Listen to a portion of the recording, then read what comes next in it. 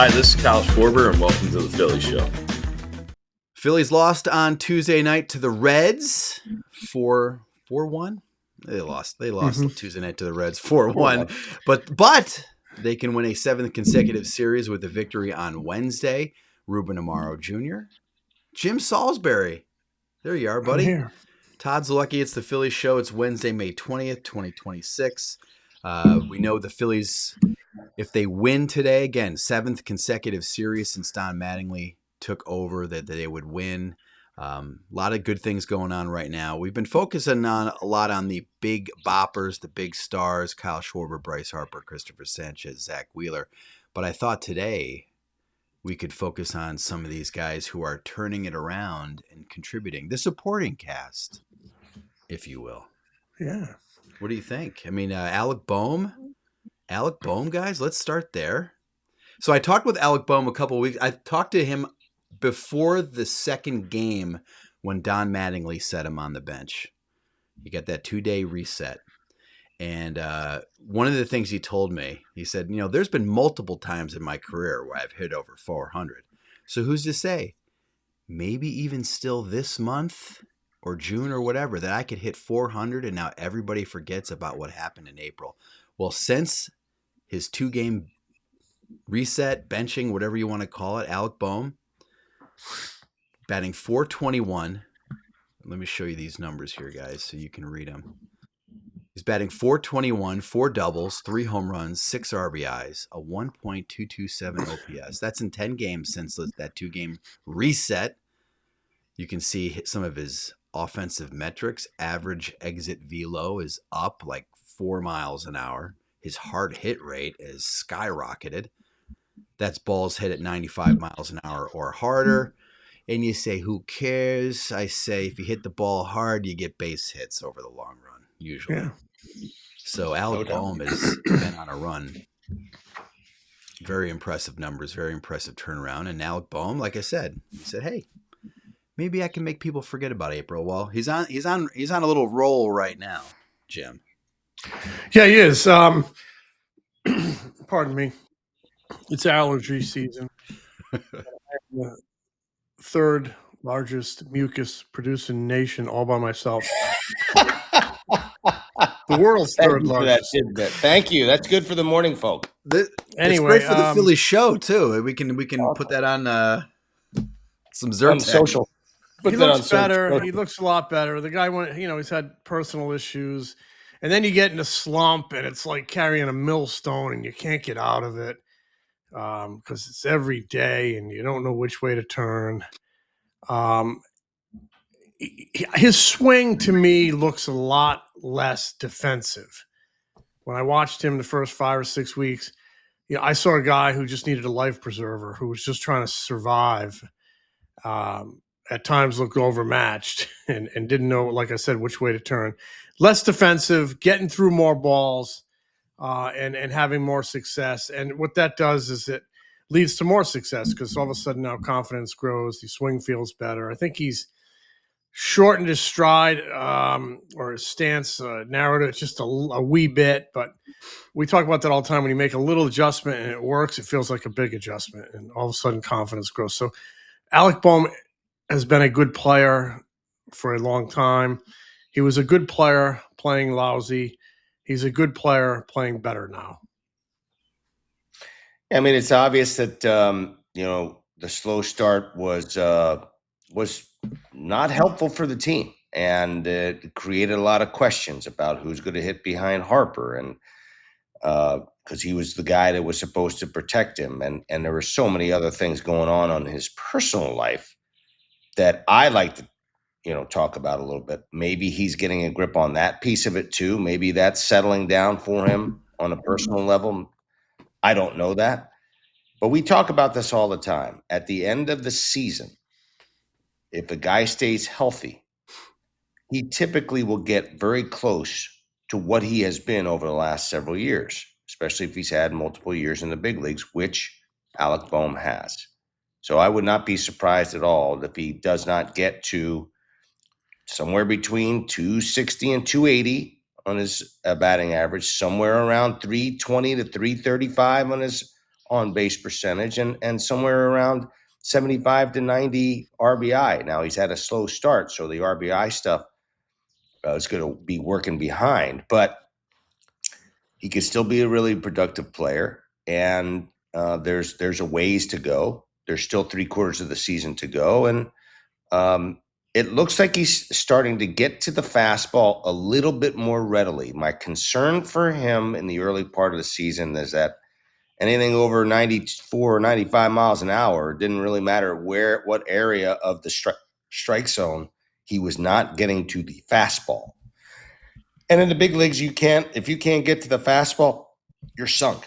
And so that created a whole slew of domino effect for him, whereby he had to try to cheat to get to the fastball, makes him early on the breaking ball. There's all types of stuff that happens as a residual effect of that. So hopefully he's getting in the right space. Hopefully he can be the guy that can protect Harper now from this point on. And we'll see where it goes from there. Alec Bohm, right now, I mean, think about where his numbers were just 2 weeks ago. He's batting .220, 4 home runs, 21 RBIs, .616 OPS. Not great, of course, but I just want to mention this because we talked about this. I think it might have been the last show. Bo Bichette is batting .224, 5 home runs, 25 RBIs, .609 OPS. And the other guy that everybody wanted in January when the Phillies fell short of Bo Bichette, Eugenio Suarez, who doesn't play third base. He can't play third base. Batting .231, 3 home runs, 11 RBIs, .663 OPS. And you know who else? RBI. You know who is an elite third baseman who's been off to a terrible start? I was just looking at the numbers this morning. Manny Machado is off to a terrible start in San Diego. He's batting .187, 7 home runs, 22 RBIs, .617 OPS. And I just mentioned that just because sometimes really good players have really bad stretches. Yeah. So. What was that quote Bohm had the other night after he had that big game with the home run, and then he ignited that go-ahead rally with the base hit when Stott hit the home run? I think that was in your story, wasn't it? Yeah, I forgot. It was a good quote. It was something like there's a lot of time. I got a lot of time to go. Or, yeah, 1 month does not a season make. There's still a lot of season. But he also said, we got some good players. You look up on the scoreboard and you see the numbers and you're like, maybe, these guys are better than their numbers, and right. I think it's dangerous for a player to start we look at the numbers, fans look at the numbers. It's part of the fun of the game, right? Right. When we were kids, we looked at the back of the baseball card, looked at the numbers. Back in the days of agate print in the newspapers, we used to look at the box scores and look at the numbers. And the first thing I would always go for was the league leaders. And then on the Sunday paper, they had the expanded league leaders. I used to like those. Is so funny. I did the same thing. Yeah, same thing. As a player, man, you can't look at the numbers because you become a prisoner to the stat sheet, and that stuff weighing on your mind. I got to do this to get there, and just go out and let it happen, and then look up at the end of the season and see where you are. And like Ruben always says, it's always going to kind of level out. You're going to be where you're supposed to be. Ruben's going to shoot an 81. I'm going to shoot a 101, right? Todd, you're going to shoot a 91. So he also mentioned, I also think he talked about and named one of his teammates in Brandon Marsh in that last year. I mean, a horrible April, and then he finished off the season, had a hell of a year. I mean, he hit 280. Yeah. 280 after 1 month of literally not getting a hit in April. 0 hits.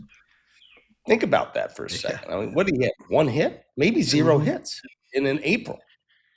And so, I mean, you have to have some patience. We don't have patience. The Philly fans don't have patience. I get it. And especially coming off what happened in the last couple of years in the playoffs. I get it. I understand the frustration. But these are pretty good players who are starting to come around a little bit. I was concerned about Stott. He was the most disappointing guy that in my grouping of players, he was the most disappointing. And yet he's come around too. Well, speak of the devil, we're going to talk about Bryson Stott and Andrew Painter right after these words. We love our dog Bella, who splays out in the open sun on our floor like she's an underwear model, and that's why we love her so much, to scratch her belly. She's a cutie, that Bella. And a quick message from today's sponsor, the ASPCA Pet Health Insurance Program. If you're frantically looking for what to do with your pup when they have an issue, the program offers customizable accident and illness plans, making it easier to get your pet the care they need. When you enroll in an ASPCA Pet Health Insurance plan, you could get a $25 Amazon gift card. It's a little treat for you while you're doing something great for your pet. To explore coverage, visit aspcapetinsurance.com/FOUL. That's aspcapetinsurance.com/FOUL. Eligibility restrictions apply. Visit aspcapetinsurance.com/Amazon terms for more info. This is a paid advertisement. Insurance is underwritten by either Independence American Insurance Company or United States Fire Insurance Company and produced by PTZ Insurance Agency Limited. The ASPCA is not an insurer and is not engaged in the business of insurance. All right, we're back. You guys, we like baseball because it's fun, right? No doubt. I like celebrations. Did you see this kid from FC Dallas that chugged that beer on the field? I mean, who is this kid? Sam Sarver? Ruben, do you know this kid? I do know this kid. It is Lori, my partner's son, and he has lit the MLS on fire. He's on everything right now, podcasting and doing all types of stuff. Pretty awesome that he actually has scored 3 goals in 4 games, and pretty significant goals, in so much that in each one of those situations they've sort of either helped win the game or win the game. And in his last one, he went over there to, I think it was in Houston, or I don't know where they were playing against somebody, maybe San Jose. Goes to San Jose, and they win in not overtime but extra time. Right. He scores a goal and then does the scuba thing, a celebration, and gets some beers thrown on him, and then he picks up one of those Modelo beers, man, and he chugs it. He didn't really chug it. He sort of spit it out, but he sprayed it all over his face and stuff. It was pretty electric. He likes the celebrations. He's been doing it since he was at IU, 2-time All-American there. So really cool to watch him do his thing. Fun. I mean, they need to bring that to baseball now, Ruben. I don't want to hear you. Well, it's going to happen. You see all the shirts coming off now, and the fans, and he likes to pull his shirt off and stuff. So this is part of letting the kids play. So I knew that Sam. Obviously you're connected with Sam, and I see that highlight. I'm like, holy bleep!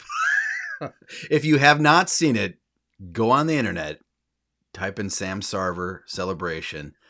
And it is one of the most unbelievable goal celebrations you will ever see in your entire life ever. I guarantee you. I promise you that. He's a bold young man who loves to have fun. He's actually super humble, man. Great kid. Great team player. He's one of those kids that comes in late in the game and he sort of ignites that team. It's really fun. That's awesome. That is all. It was really cool. Really cool. Okay, so let's talk. Ruben, you had a great segue there. You didn't even know you were segueing, but you segued us like crazy. Bryson Stott is also on a run right now. This month in May, he is batting .258, 5 doubles. Here we go. I forget I put this stuff together. Yeah, you get those great graphics, Tom. Look at this. Yeah, Bryson look Stott at is that. batting .258, 5 doubles, 5 home runs, 18 RBIs, leads Major League Baseball. Well, I put this together last night. Maybe somebody has passed him up. But as of late last night, he had 18 RBIs leading Major League Baseball in May, 879 OPS. Mm-hmm. Production. That's good quality. And big home runs, not like just cheap. I mean, important ones, ones that put the team ahead and ones that, when they're behind and things like that. So they're clutch as well. So I don't know what the clutch numbers are because they have those too. Yeah, but the reality of it is that this kid's starting to swing the bat. He was like I talked about before. He was more disappointing just because he'd come off the second half of the season last year playing so well, and I thought, man, he's really got it. Great spring. He had a nice stroke working. I guess he was hitting a lot of bad luck. He was hitting the ball pretty hard, as per the metrics, but. With not a lot of luck, but was really struggling. But now he's hitting his stride and doing his thing. And boy, is that important, man. They need to lengthen out that lineup. Yes. And he's also starting to get closer and closer to graduating to where Brandon Marsh is as far as playing every day. So Brandon Marsh is now going to be an everyday player, whether it's in center or left, depending on the left-hander or right-hander. It looks like he's getting closer, Bryson Stott closer to being an everyday player. And it's a gradual process. If he can show Donnie Baseball that this guy can handle left-handers more readily, and it looks like he has been a little bit better, then he may get that opportunity as well. And you mentioned lengthening the lineup, but that is so key because you need production from more than just Schwarber, Harper, and Marsh. Those are the guys that really were clicking the first 5 weeks or so. And now you add Stott and Bohm to the mix. And, we see these flashes from Trey that he is moving in the right direction. All of a sudden you can go 6 or 7 deep. That's becomes a dangerous lineup. Yeah. And Stott said that nothing has changed since from April to May. He says he's just finally some of these balls are going over the fence. Some of these balls are falling for base hits. Baseball, man. It's confidence. And a lot of times, baseball and confidence. Confidence is a huge one, man. What comes first, confidence or success? Mm-hmm. Who knows? Right. But whatever the case may be, he's starting to get it. Yeah. Yeah. It's been, I think he's excited that he's playing every day. Jimmy, you and I talked to him by his locker in Clearwater in spring training. He's like, I would like to play every day. They know I want to play every day. He started saying, I would like to play 162. When's the last second baseman to play 162? So I remember I went over and I looked it up and I came back to him like later that day. So it was like Marcus Semien a few years ago with the Rangers, I think in 2023. So he's like, oh, it wasn't that long ago. But nevertheless, he would like to do that someday. And if he keeps hitting like this, he will. Andrew Painter in his last 2 starts, guys, he had an ERA almost 7 after his first 7 appearances. 7 appearances, 6 starts, 2.45 ERA in his last 2 starts. On Monday night, 6 innings, 69 pitches. He finished by retiring the last 10 batters he faced. Last 2 starts, 11 innings, 7 hits, 3 runs, 2 walks, 7 strikeouts. And his repertoire has changed a little bit, or his usage of his repertoire has changed a little bit. So take a look at this. Let me fix this here. This is Andrew Painter. I put together a little pie chart for you guys. First 7 appearances. You're a stud, dude. First 7 appearances. First 7 appearances, you can see 4-seam fastball 38% of the time. His sinker 13% of the time. If you add those 2 numbers together, you get 51% fastballs. You see his slider usage, his splitter, curveball, sweeper. 51% fastball. Remember that number. Don't forget, because now we're going to go to his last 2 starts. 4-seam fastballs dropped to 29%. And look at that little sliver up there in the upper left-hand corner, sinker, 7.6%. So he has gone from a 51% fastballs to 37.4% fastballs. Yep. That's because the fastball has not been effective. He doesn't get much swing and miss on it. He's still, swing and miss rate of only 9.7% on those fastballs. One of the worst rates in Major League Baseball of pitchers that have thrown at least 100 of them. So what do we make of Andrew Painter the last 2? I mean, he's changed it up and he's had some success, so I guess you stick with it. He too is building confidence. Very efficient in his last 2 with his pitch count. He could have kept going in that game the other night, but once they took the lead, Mattingly decided to go to the bullpen. He would have stayed in the game, pitched into the 7th if it remained tied. But I look at him de-emphasizing the sinker a little bit, and to me that's a location thing. When the sinker's up, it gets hit. If the sinker was at the knees, at the bottom of the knee, I think he'd have more success with it. I think he just needs to, much like an Aaron Nola, pitch at the knees with his sinker and then, ride his fastball up when he wants to change the eye level. But clearly he is, using his off-speed stuff more, slider, sweeper, and finding success and finding confidence with it. Again, game of adjustments. The Phillies have those numbers, and they were able to kind of give him a roadmap to have success the last 2 games by, using sweepers, slider more. The opposing teams have those numbers too, so it comes down to he needs to execute when he throws those pitches.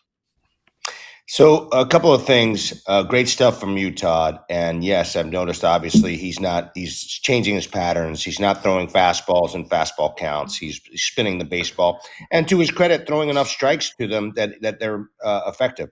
I mean, if he wasn't able to throw strikes with those breaking pitches, then he'd be in trouble because they just spit on him and wait for the fastball. Now, one of the biggest concerns that I have, and I've talked about this with my dad for years, and he used to talk about it all the time, is deception. He creates very, very little deception for a 6'7", 6'8" pitcher. He has very little extension. And you talk about Zack Wheeler having unbelievable extension, the ball being on top of you when he releases it. I'm talking about extension, meaning cutting down the distance between the weight when he releases it and when and the distance between the catcher and when he releases the pitch. He has the smallest extension numbers of anybody in baseball with that size. And so he does not create the same extension as Wheeler and Sánchez, which is why we talk about that life in the zone. He does not have it. And so I don't know what he is going to have to do at some point, because that's a major adjustment. Yeah. Create more length in his stride, create a little bit different mechanics to create that, to work down the hill, so to speak, from the rubber. I don't know that he can do that, but what he can do is to try to refine his ability to spot that fastball when he has to throw it. Otherwise, it's not going to be an effective pitch. Right.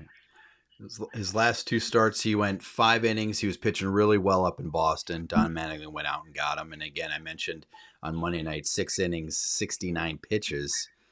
Don Mattingly went out and got him. A lot of people wondering, why don't they let him go out there a little bit more?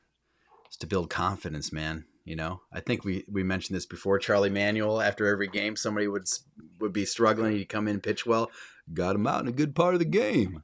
It's like, Charlie, how could you do this?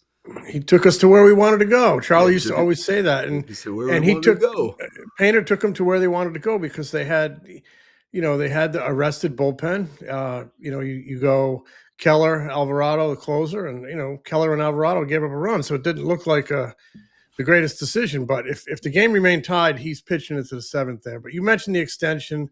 I think his extension numbers. I think Nola's got better extension numbers than Painter. So he does.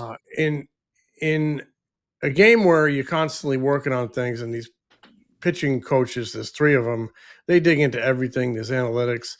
I think about guys who've made adjustments over the years, from Cole Hamels learning the cutter, Kyle Kendrick learning a changeup, Doc Halladay brushing up his changeup when he got here.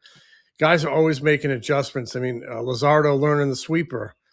To me, that's the next adjustment for Andrew Painter, is maximizing that 6'7" frame. Yeah, and that's a little bit more complicated because you've been throwing a certain way for a long, long time. You're talking about a major adjustment in your overall mechanics. That's a bigger adjustment, I think, than fiddling with the grips on the baseball.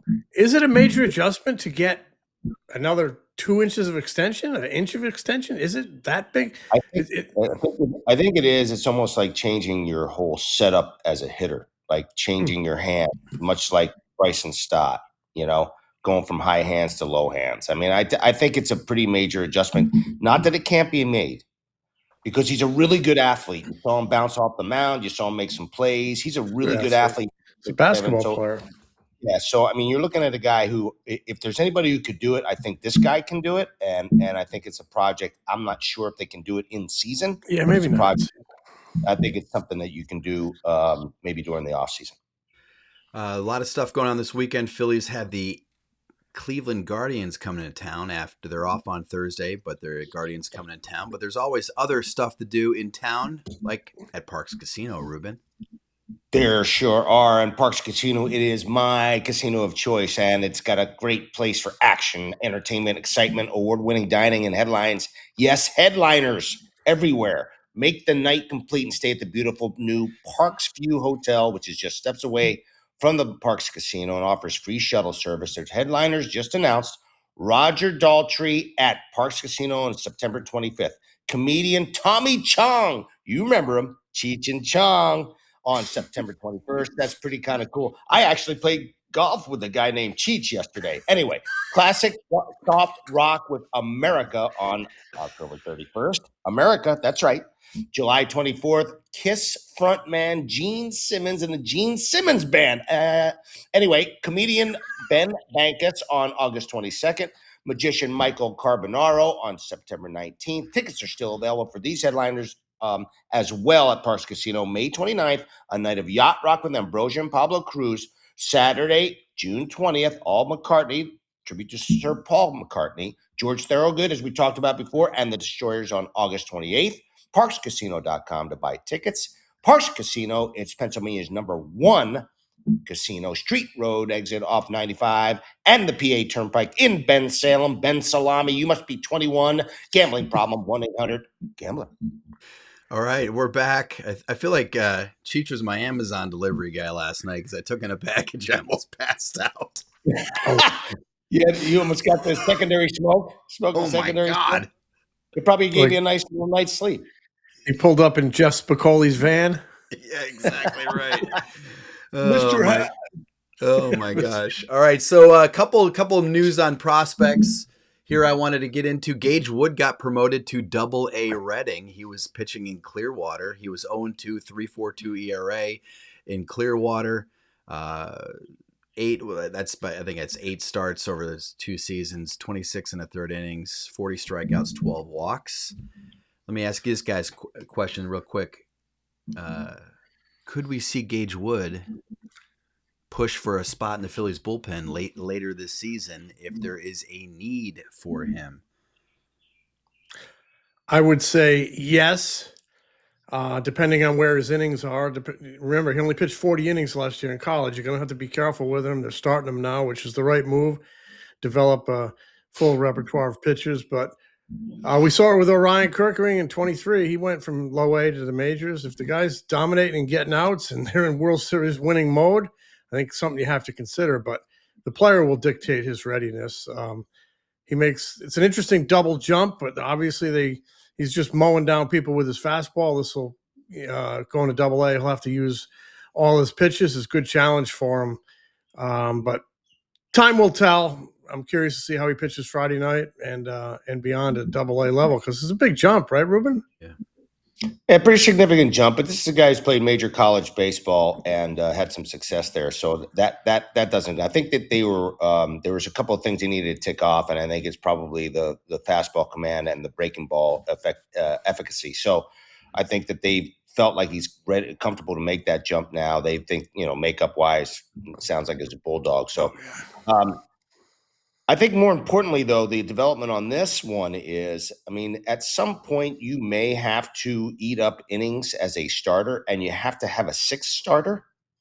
I think that they're giving themselves maybe the possibility of, if this guy has 4 or 5 solid starts at that level, maybe they then move him to Triple-A. Who knows? Maybe they don't. Not the biggest thing in the world for him to go to Double-A to the big leagues, but they need a 6th starter. They need somebody who can eat some innings. And I know that they want to be careful with his innings, and I'm sure they're monitoring that. But you got to have a 6th guy, and tough with those innings. And if you need a guy and you want to make a trade, why not just bring the kid instead of making a trade and using assets to maybe utilize something else? You got to try to play with your assets as strongly as you can.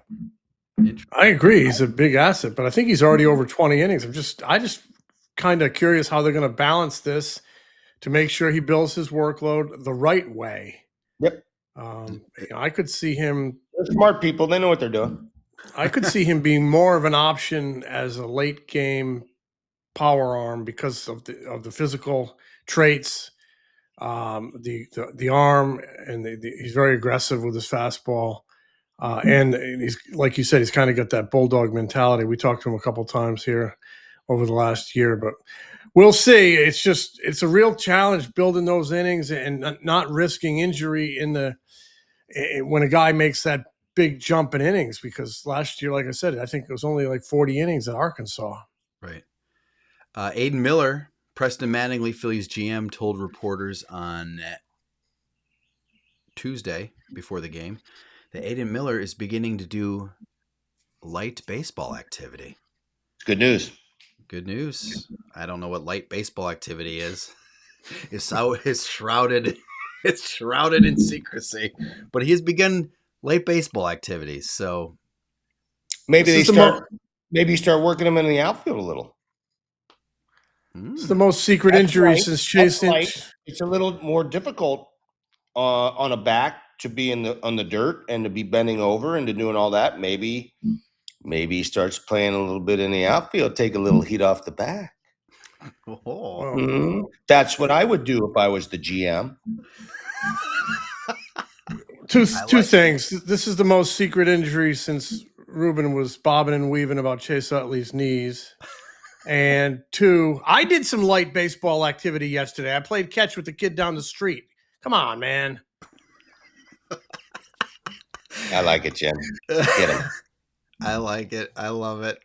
Oh my gosh! But he's doing light baseball activity. Let's see what happens next. They wouldn't say if he's swinging a bat yet or not. So I don't know. Again, who knows what that means? Which means he's not. Yeah, which means he's not. Because if he was, you would say he's swinging a bat again. I mean, there's not.